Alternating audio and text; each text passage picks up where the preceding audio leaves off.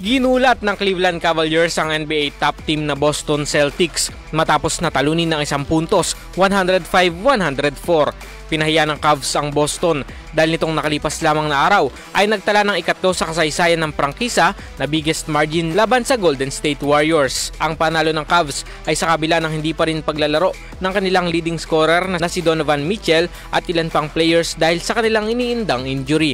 Samantala hindi naman matibag sa number 1 spot ang Celtics.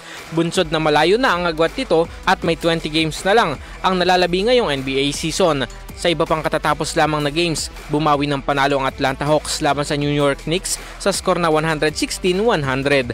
Gayun din, hindi rin nagpahuli ang New Orleans Pelicans nang tambakan nila ang Toronto Raptors sa score na 139-98. Inilampaso naman ng Orlando Magic ang Charlotte Hornets 101-89, habang wagi na naman ang Miami Heat laban sa kulelat na Detroit Pistons sa score na 118-110.